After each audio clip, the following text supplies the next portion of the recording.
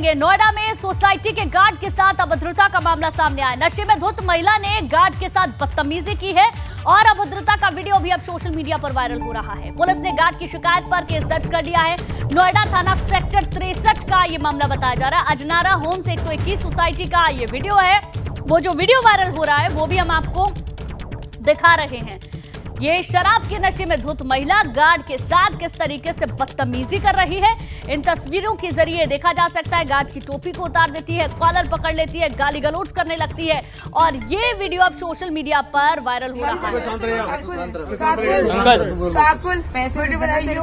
मेरा फोन दिया बना रही हूँ वीडियो।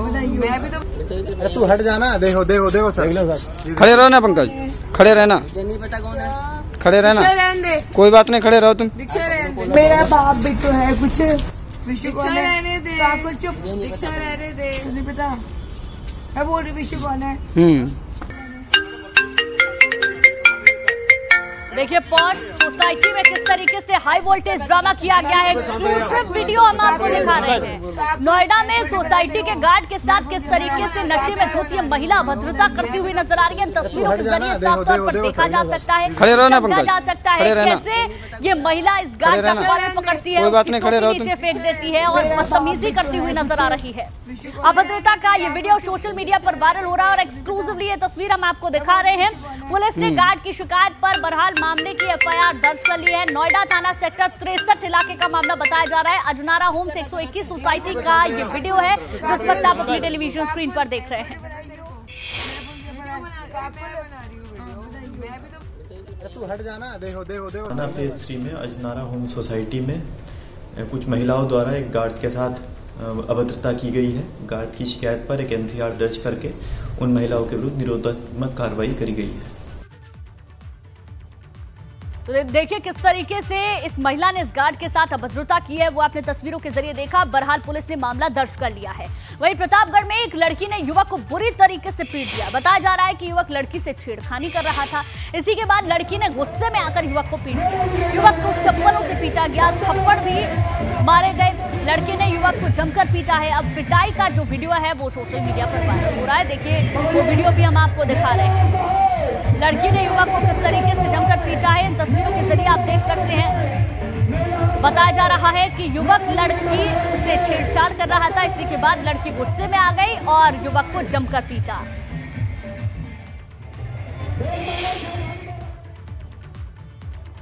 और चलिए अब तस्वीरें आपको पीलीभीत से दिखाते हैं, जहां तहसील परिसर में एक पति ने अपनी पत्नी को पीट दिया।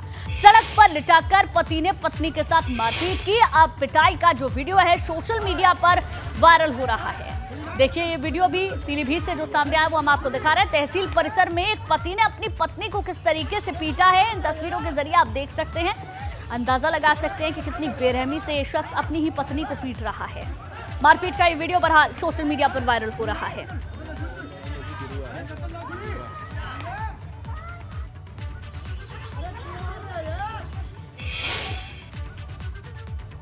चलिए आगे बढ़ते हैं। बुलंदशहर में डेंगू का कहर। अब तक डेंगू से 10 लोगों की मौत हो चुकी है। 20 दिनों से डेंगू के मामले लगातार सामने आ रहे हैं। सीएमओ ने हालातों का जायजा लिया है। काहिरा गांव में डेंगू के मरीज सामने आ रहे हैं। ये बड़ी जानकारी आपको दे दें, लगातार डेंगू का कहर बढ़ रहा है।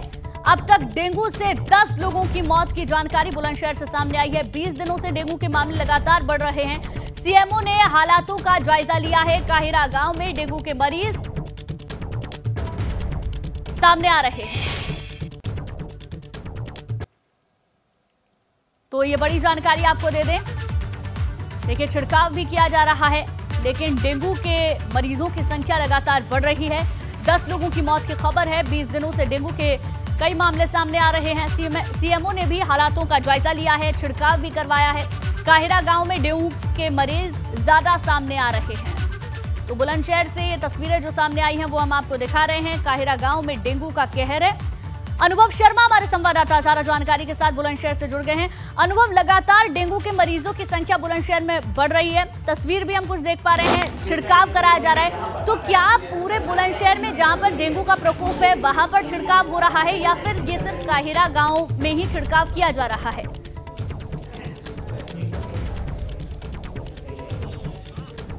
अनुभव, मेरी आवाज आप तक पहुंच रही है? जी हेलो।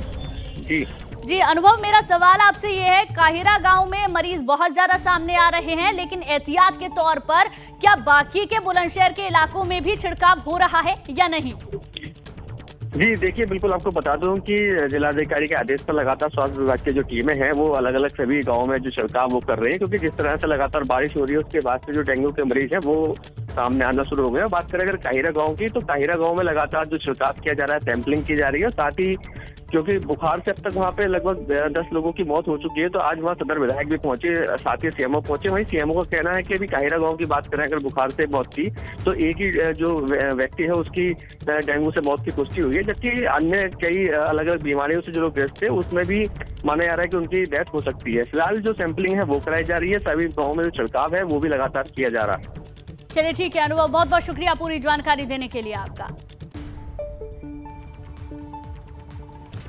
चलिए आगे बढ़ते हैं। हमीरपुर में कोरोना विस्फोट हुआ है, एक साथ 28 मरीज सामने आए हैं। कोरोना मरीजों की संख्या 35 हो चुकी है। लोग कोरोना नियमों का पालन नहीं कर रहे हैं, तो ये बड़ी जानकारी आपको दे दें, कोरोना के मरीज भी लगातार बढ़ते जा रहे हैं। हमीरपुर में कोरोना विस्फोट हुआ है, एक साथ 28 मरीज कोरोना के सामने आए हैं। लोग कोरोना नियमों का पालन नहीं कर रहे हैं, जिसकी वजह से एक बार फिर से कोरोना का खतरा बढ़ रहा है। एक साथ 28 मरीज मिले हैं। अब उन 28 लोगों के संपर्क में जितने लोग आए होंगे उनको टेस्ट कराना होगा।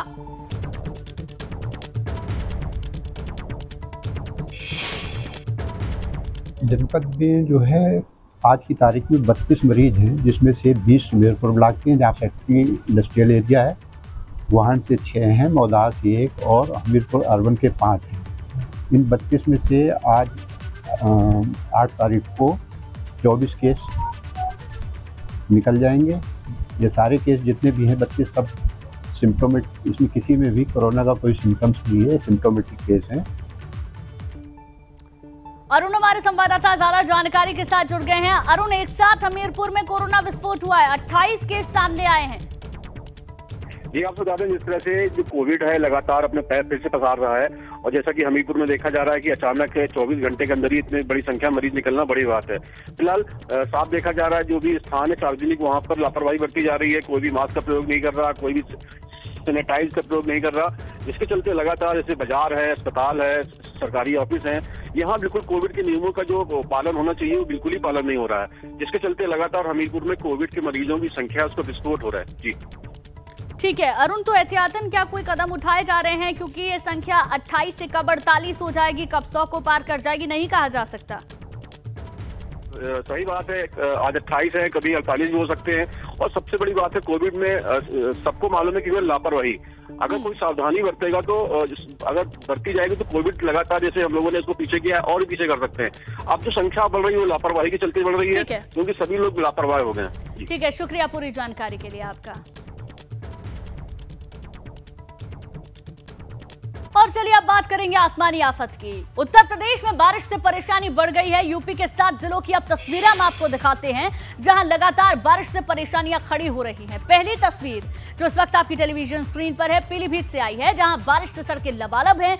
बरेली में भी जलभराव से परेशानी हो रही है, लोगों को मुसीबतों का सामना करना पड़ रहा है। वहीं गाजियाबाद में बारिश के बाद सड़कों पर गड्ढे ही गड्ढे दिख रहे हैं। सिद्धार्थनगर में भारी बारिश से बाढ़ जैसे हालात बन गए हैं। लोगों के पास रहने को आशियाने नहीं है, क्योंकि आशियाने डूब चुके हैं। सीतापुर से जो तस्वीर सामने आई है, वहां पर भी भारी बारिश के बाद बाढ़ जैसे हालात है। कई गांव डूब चुके हैं। टावा में बारिश से किसान परेशान हैं, क्योंकि उनकी फसलें खराब हो चुकी हैं। श्रावस्ती में भी इसी तरीके का हाल है। बारिश के बाद 100 से ज्यादा गांव पानी में घिर चुके हैं। साथ ही 3 पुल खतरे के निशान के ऊपर है। वहीं पीलीभीत में बारिश के बाद सड़कें लबालब हो चुकी हैं। लोगों को गाड़ियां चलाने में परेशानी हो रही है। किसानों की फसलें बर्बाद हो गई हैं। लोग काफी नाराज हैं। देखिए लोगों की नाराजगी किस तरीके से सामने आ रही है। अब तस्वीरें देखिए, हम आपको दिखा रहे हैं। बारिश होने के बाद सड़कें तालाब में तब्दील हो चुकी हैं। अलग अलग जगह से इसी तरीके की तस्वीरें सामने आ रही हैं। जाता हुआ मॉनसून किस तरीके से लोगों के लिए परेशानी का सबब बना हुआ है, इन तस्वीरों के जरिए देखकर समझा जा सकता है। में लगातार बारिश का कहर आपको देखते ही बनता है। इस वक्त मैं मौजूद हूँ पीलीभीत में, और पीलीभीत में बीती रात से लगातार हो रही बारिश ने लोगों की दिक्कतें बढ़ा दी हैं। मैं इस वक्त मौजूद हूँ पीलीभीत के स्टेशन रोड पर, और आपको तस्वीरें दिखाना चाहूँगा। जिस तरीके से देख सकते हैं आप, पूरी तरह से सड़कें तालाब में तब्दील हैं। नगर पालिका प्रशासन की पोल सफाई व्यवस्था की खुलती नज़र आ रही है, तो वहीं लोगों की गाड़ियां भी अब यहां पर बंद होती नज़र आ रही हैं। अपने सहयोगी से कहूँगा वो जरा कैमरा को तस्वीर को दिखाएं कि स्कूल का बच्चा है और बैग टांगे हुए है और लिटिल एंजल का ये छात्र है जो अभी स्कूल से अपने घर की ओर जा रहा है। तो कहीं ना कहीं लगातार हो रही बारिश के चलते अब लोगों की मुसीबतें बढ़ती नज़र आ रही हैं, तो वहीं किसानों को एक बड़ी मुसीबत इस बार झेलनी पड़ रही है।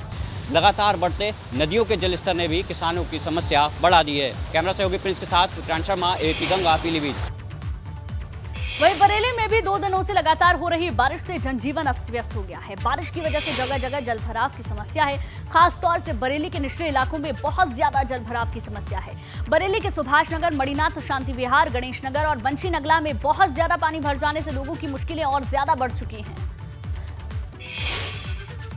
बरेली में पिछले 2 दिनों से लगातार बारिश हो रही है और बारिश की वजह से जनजीवन पूरी तरीके से अस्त व्यस्त हो गया है। मैं इस वक्त मौजूद हूं मणिनाथ इलाके में और मणिनाथ इलाके में आप देखेंगे जहां तक आपकी नज़र जाएगी वहां तक सिर्फ आपको जल भराव ही दिखाई देगा। नगर निगम की पूरी तरीके से ये पोल खुलती हुई नज़र आ रही है। कुछ ये स्थिति है, गाड़ियाँ लगातार बंद हो जा रही हैं। स्कूली जो बच्चे हैं उनको परेशानी हो रही है। देखिए गाड़ी बंद हो गई है और आगे जैसे जैसे हम बढ़ेंगे देखिए एक गाड़ी और बंद हो गई है। इस तरीके से लोग जो है वो काफ़ी परेशान हो रहे हैं, उनको परेशानियों का सामना करना पड़ रहा है। मौसम विभाग ने जो अलर्ट जारी किया है उसके हिसाब से अगले 2 से 3 दिन तक और अधिक बारिश होने की संभावना है। हर जगह पर इसी तरीके के हालात पैदा हो गए हैं। बरेली का सुभाष नगर, मणिनाथ, नेकपुर, शांति विहार, गणेश नगर तमाम ऐसे इलाके हैं जहां पर बहुत ज़्यादा जलभराव की स्थिति बनी हुई है। कैमरामैन पंकज शर्मा के साथ अनूप कुमार मिश्रा, एबीपी गंगा।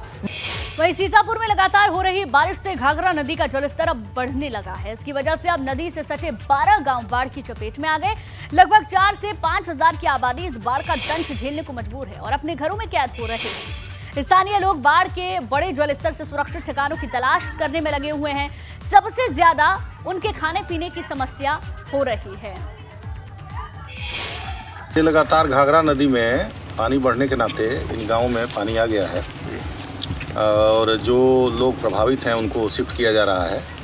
उनके खाने पीने रहने की व्यवस्था की जा रही है और हर विभाग के लोगों को कह दिया गया है, निर्देशित कर दिया गया है कि टीम बनाकर जैसे स्वास्थ्य विभाग। वहीं इटावा में बारिश की वजह से किसानों को काफी परेशानियों का सामना करना पड़ रहा है। बेमौसम बारिश की वजह से खेतों में खड़ी धान की फसल सबसे ज्यादा प्रभावित हुई है। धान और आलू के खेतों में पानी भर चुका है और अब आलू के दामों में भी बढ़ोतरी के पूरे आसार हैं। तो बारिश से किसानों की परेशानी किस कदर बढ़ी हुई है, इन खेतों की तस्वीरों को देखकर समझिए, क्योंकि जो फसलें थी वो पूरी तरीके से बर्बाद हो चुकी हैं। आलू के खेतों में पानी भर चुका है और अगर फसल आधे से ज्यादा तो खराब हो चुकी है और ऐसे में जितना भी आलू निकलेगा बचेगा उसकी कीमत बढ़ जाएगी। वहीं श्रावस्ती में राप्ती नदी का कहर दिख रहा है। राप्ती नदी खतरे के निशान से 220 सेंटीमीटर ऊपर बह रही है, जिससे जिले के 100 से ज्यादा गांव राप्ती के पानी में घिर चुके हैं। लोग गांव में छोड़ के सुरक्षित स्थानों पर पहुंचने की कोशिश कर रहे हैं। हजारों की संख्या में लोग सड़कों पर नजर आ रहे हैं। देखिए तस्वीरें हम आपको दिखा रहे हैं, किस तरीके से हर तरफ पानी ही पानी नजर आ रहा है। श्रावस्ती के इस वक्त हम पिपरावा गांव में है। ये राप्ती के तट पे बसा गांव है। पूरी तरीके से ये गांव डूबा हुआ है। देखिए लोग पलायन करके सुरक्षित स्थानों पर पहुंचने की कोशिश कर रहे हैं। ये पूरा गांव डूबा हुआ है, उजड़ता हुआ चला आ रहा है। ये सैलाब हम आपको दिखा रहे हैं। ये जो सैलाब है, ये पानी का सैलाब है, बहुत तेज़ी में ये धारा बह रही है। हम भी इस वक्त इसी धारा में चल रहे हैं। तस्वीरें हम दिखाना चाहेंगे कि देखिए कितना कितना पानी है। देखिए पूरी तरीके से हम दिखाना चाहेंगे, ये जो घर बने हुए हैं ये पूरी तरीके से डूब चुके हैं। लोग यहाँ से पलायन करके सुरक्षित जगह पे पहुँचने की कोशिश कर रहे हैं। हम लोगों से बात करते हुए चलेंगे कि किस लिए आखिर गांव छोड़ा जा रहा है। देखिए तस्वीरें इतनी वो है कि गाड़ी चलाना भी दुश्वार है। तस्वीरें देखिए ये किस तरह लोग पलायन करके सुरक्षित स्थान पर पहुंचने की कोशिश कर रहे हैं। छोटे छोटे बच्चों के हाथ लोग पकड़े हुए हैं।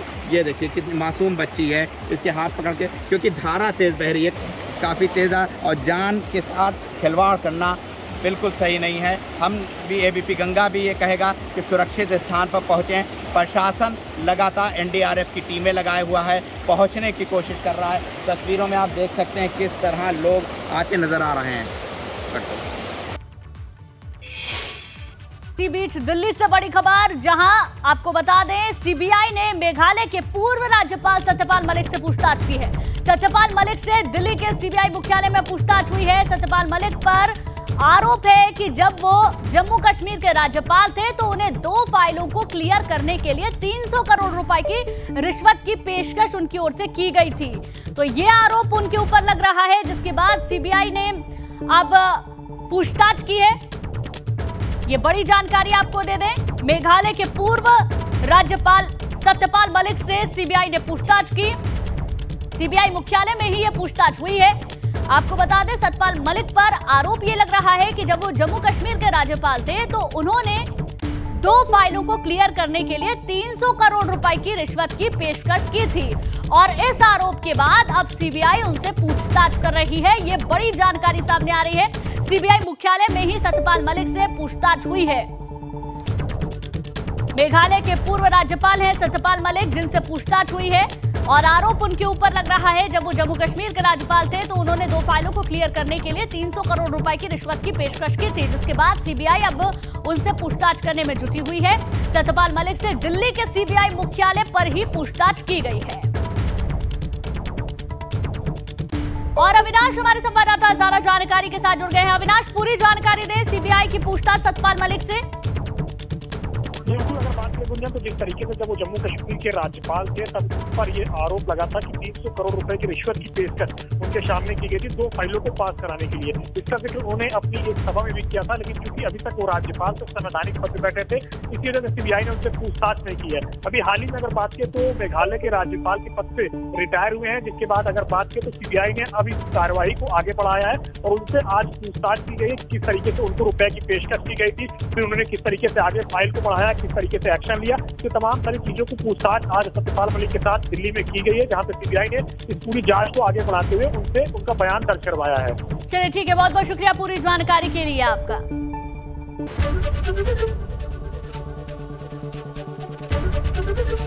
एबीपी गंगा, खबर आपकी, जुबान आपकी।